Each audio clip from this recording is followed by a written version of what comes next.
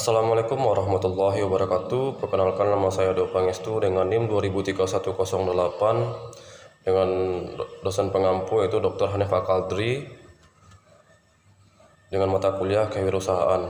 Langsung saja, yang akan saya bahas itu mengenai tentang wirausaha era revolution industri 4.0 atau 4.0. Di dalam kewirausahaan ini akan membahas tentang perubahan-perubahan industri yang selalu berkembang dalam waktu revolusi 1.0, 2.0, 3.0 dan sekarang itu 4.0. Itu bagaimana menggambarkan dan mengikuti perubahan beradaptasi dengan perubahan itu sendiri.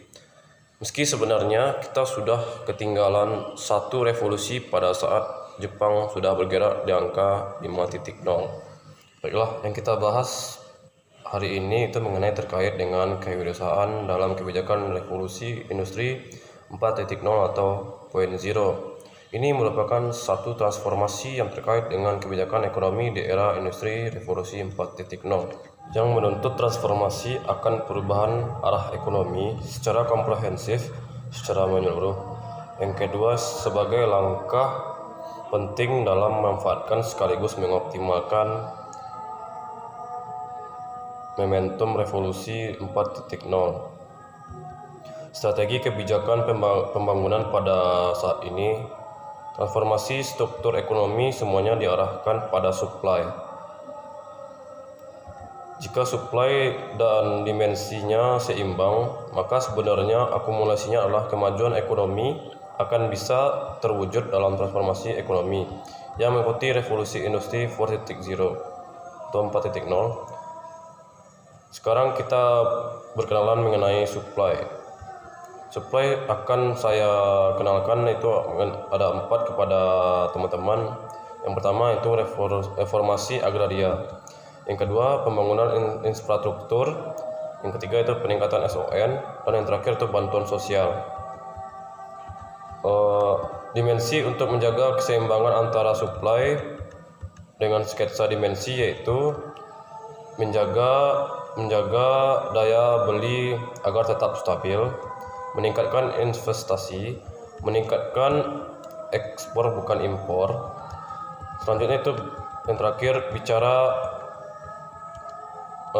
mengenai transformasi ekonomi di era revolusi industri 4.0. Jadi dulu fokusnya berbasis sumber daya dan pada saat revolusi era 4.0 berfokus pada ekonomi yang berbasis nilai tambah, berbasis industri manufaktur dan jasa. Ekonomi berbasis SDA itu berbasis primer itu dulu, sekarang kita arahkan perubahan itu artinya mulai dari cara berpikir, cara mengambil kebijakan, keputusan dan lain-lain. Industri manufaktur ada kaitannya dengan industri 4.0. Yang pertama, kontribusi terhadap PDB, bahwa industri itu harus memberikan kontribusi. PDB yang menurun prestasinya. PDB itu adalah produk domestik BIRUKO, ada juga GDP, Growth Domestic Product. PDB ini adalah salah satu indikator yang digunakan yang sangat penting untuk mengukur kondisi perekonomian sebuah bangsa. Yang kedua itu penyebab penurunan industri manufaktur. Yang pertama, pengawasan teknologi yang sangat rendah. Yang kedua itu labor market yang belum efisien. Selanjutnya itu jadi yang didapat dilakukan dalam industri manufaktur. Yang pertama itu revitalisasi industri manufaktur. Yang kedua jasa. Itu sektor jasa memiliki pertumbuhan dan kontribusi terhadap defisit neraca yang meningkat. Yang pertama itu tenaga kerja berpendidikan kita rendah. Sebenarnya investasi di Indonesia sangat rendah akibat kondisi ekonomi dan kepercayaan pasar dan lain-lain.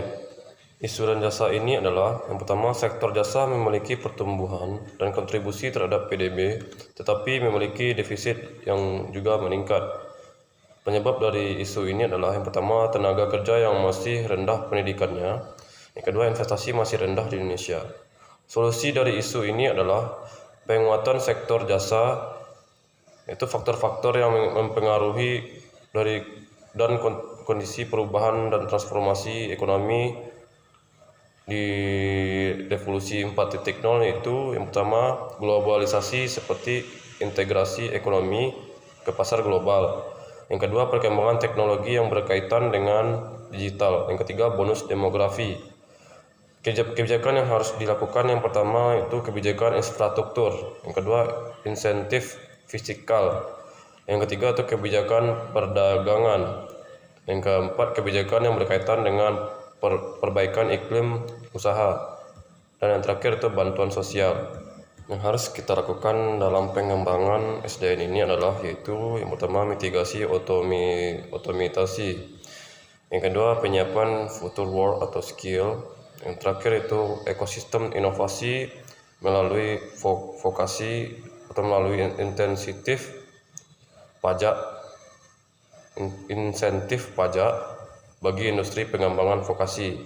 Ada beberapa fokus dari pemerintah terhadap pengembangan SDN. Yang pertama itu pelatihan vokasi. Yang kedua itu sektor prioritas adalah manufaktur, agribisnis, kesehatan dan lain sebagainya, serta sektor yang rentan terhadap otomatisasi. Yang ketiga itu perbaikan bisnis proses terkait dengan pendidikan dan pelatihan vokasional. Strategi perbaikan yang mungkin bisa dilakukan dalam pendidikan dan pelatihan vokasi yaitu yang pertama melakukan reformasi besar-besaran terhadap lembaga pendidikan pelatihan dan vokasi, artinya mereformasi lembaga secara besar-besaran. Hal ini yang dapat direformasi yaitu melalui penyusunan kurikulum bersama industri. Yang pertama itu melalui guru dan dosen, menjadikan guru dan dosen menjadi trainer. Selanjutnya mengembangkan berbagai standar kompetensi. Selanjutnya pembakuan langkah atau menetapkan langkah secara standar kinerja. Selanjutnya membakukan model kerjasama sarana prasarana dengan industri. Selanjutnya pembakuan semacam mekanisme pemagangan. Dan yang terakhir meningkatkan pendanaan. Baiklah, selanjutnya yang kita bahas itu yang terakhir mengenai 5 sektor yang dapat dipilih sebagai sektor fokus untuk making Indonesian Revolution full shape. Yang pertama makanan dan minuman, tekstil dan busana, elektronik seperti HP, otomotif. Berarti ada tuntutan terbuka untuk menjadi pemain terkemuka, dan yang terakhir yaitu kimia. Baiklah, hanya itu yang dapat saya sampaikan. Jika ada salah dan janggal, saya mohon maaf. Assalamualaikum warahmatullahi wabarakatuh.